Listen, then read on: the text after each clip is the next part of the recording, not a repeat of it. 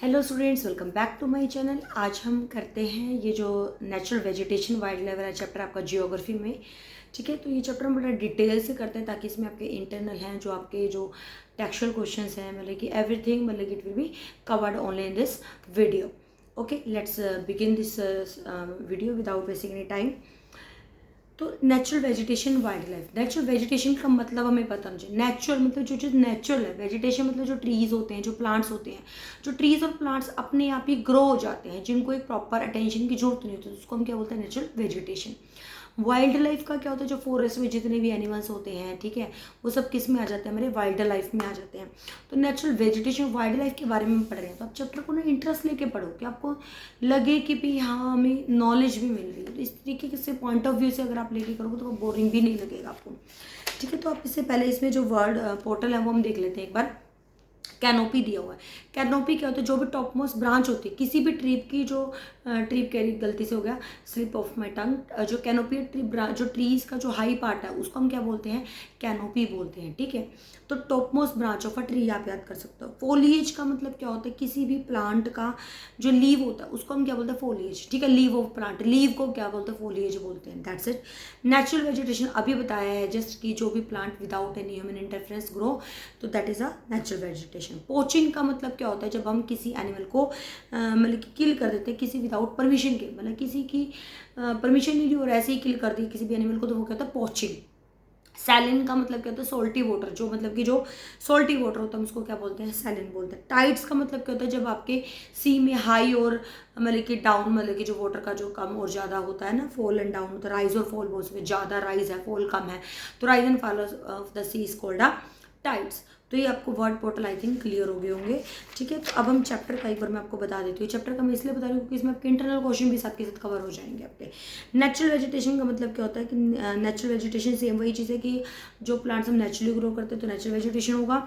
ठीक है, natural vegetation आपको बताना है कि जो कहाँ से कहाँ तक। आपका देखो इसमें एक ये बन सकता है। नेचुरल वेजिटेशन का मतलब कि इंटरनल क्वेश्चन ये बन सकता है कि इंडिया का कहाँ से कहाँ तक मिलता है? ट्रॉपिकल रीजन से लेके आर्कटिक रीजन से, ट्रॉपिकल रीजन से लेके आर्कटिक रीजन से मिलता है। जैसे जो आपने आगे आपका एक चैप्टर आएगा लैटिट्यूड और लॉन्गिट्यूड वाला चैप्टर को, उसमें हमने देखा होगा।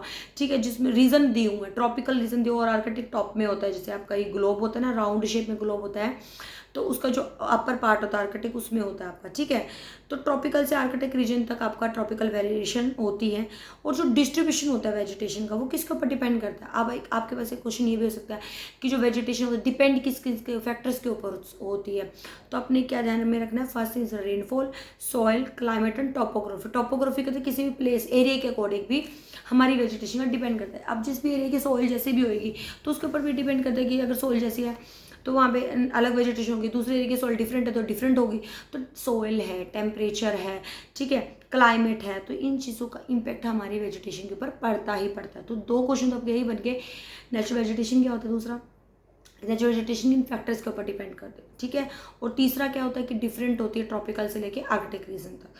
फिर उसके बाद हमारे क्या टाइप ऑफ फॉरेस्ट की, फॉरेस्ट कितने होते हैं आपसे ये भी पूछा जा सकता है, what are the type of forest, forest कितने होते हैं? अभी 5 टाइप के आपके फॉरेस्ट होते हैं। फर्स्ट क्या? ट्रॉपिकल एवरग्रीन है, ट्रॉपिकल डेसर्टियस फॉरेस्ट है, थॉर्न स्क्रब है, माउंटेन फॉरेस्ट है एंड मैंग्रोव और टाइडल फॉरेस्ट है। मैंग्रोव फॉरेस्ट भी हो सकता है, टाइडल फॉरेस्ट भी होता है, नेम दोनों का सेम ही रहेगा।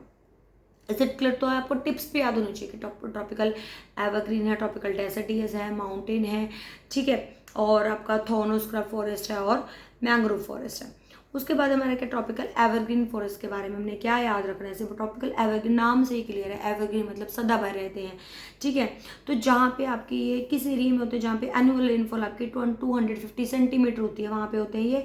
और ये वेस्टर्न घाट पे और लक्षद्वीप, अंडमान और निकोबार आइलैंड में आपको पाए जाते हैं। ठीक है, तो आपको अभी देखो अगर ये पता है तो मैप अगर आ जाता है, मैप भी बहुत ईजी है कि ट्रॉपिकल एवरग्रीन फॉरेस्ट है कहाँ पे होता है। अगर आपको यही नहीं पता तो फिर आप कर क्या रहे हो? आपको चैप्टर पढ़ रहे हो तो आपका ये तो पता नहीं चाहिए कि चैप्टर में फॉरेस्ट कौन सा हमारा ट्रॉपिकल एवरग्रीन फॉरेस्ट। और ये तो इंपॉर्टेंट चीज़ आपको वैसे ही पता होनी चाहिए कि कहाँ पे होता है ट्रॉपिकल एवरग्रीन फॉरेस्ट।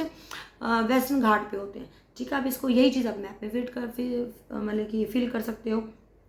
फिर उसके बाद हमारे क्या आ जाते हैं इसमें, एक इमरजेंट लेयर का बताया गया, जो सबसे टॉलेस्ट लेयर होती है उसको हम क्या बोलते हैं? रेन फॉरेस्ट की इमरजेंट लेयर बोलते हैं। ठीक है। अंडर स्टोरी का मतलब क्या होता है, जो शॉर्ट और जो स्क्रब ट्रीज होते हैं उनको हम अंडर स्टोरी बोलते हैं। ठीक है, एग्जाम्पल आप कर सकते हो, इबोनी है, मागनी है, रोजवुड है, ये आप किसके एग्जाम्पल हो गए हैं। फिर उसके बाद हमारा क्या, ट्रॉपिकल डेसिडियस फॉरेस्ट आ जाए। ट्रॉपिकल डेसिडियस फॉरेस्ट को हम क्या बोलते हैं, मानसून फॉरेस्ट भी बोलते हैं। अगर आप क्वेश्चन यही आ जाए, ट्रॉपिकल डेसिडियस फॉरेस्ट को मानसून फॉरेस्ट क्यों बोलते हैं भाई, मानसून फॉरेस्ट इसलिए बोलते हैं बिकॉज जो हाई रेनफॉल रीजन होता है, ठीक है, as they are found in the region with the monsoon climate, क्योंकि वहाँ पे मानसून क्लाइमेट होता है, ज़्यादा बारिश होती है, तो इसलिए बोलते हैं। बारिश भी याद कर सकते हो कि 150 से 2 सेंटीमीटर 200 सेंटीमीटर तक की जो रेनफॉल होती है, ये रीज़न होता है आपका। ठीक है, और इसमें आपके कहाँ पे पाए जाते हैं ये भाई, आपके जो ट्रॉपिकल डेसिडियस फॉरेस्ट है हिमालयाज में पाए जाते हैं। ठीक है, आपको ध्यान होगा कि मैंने मैप में जम्मू कश्मीर आपने फिल किया था ना, ऊपर वाला एरिया फिल किया था, वो ट्रॉपिकल डेसिडियस फॉरेस्ट है। और जो साइडों में हमने स्लोप में किया था, नीचे इंडिया के सर्दर्न पार्ट में साइड में वेस्टर्न घाट पे, वो हमारा क्या था, ट्रॉपिकल एवरग्रीन था। 3 तो हमने चीज़ें ही की थी, ट्रॉपिकल एवरग्रीन किया था, ठीक है, वेस्टर्न घाट पे है। ट्रॉपिकल डेसिडियस फॉरेस्ट आपका क्या है, हिमालयस पार्ट में है। क्लियर। फिर उसके बाद हमारा क्या है कि जो सीक है, टॉल है, ये क्या है आपके, सीक है, सॉरी साल है, टीक है, शीशम है, बैम्बू है, ये इसके एग्जाम्पल है। ठीक है, तो सोल, टीक, शीशम, ये हमारे ट्रॉपिकल डेसिडियस फॉरेस्ट के एग्जाम्पल है।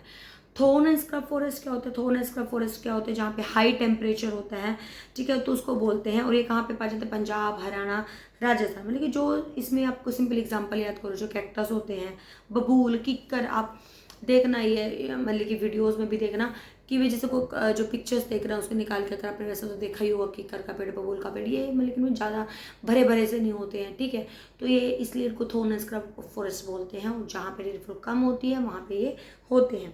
ठीक है, फिर हमारे क्या आता है, माउंटेन फॉरेस्ट। माउंटेन फॉरेस्ट का बच्चे क्या है हमारा कि माउंटेन मतलब हाइट पे, जो अल्टीट्यूड वर्ड होता है, अल्टीट्यूड का मतलब जो हाइट पे होते हैं।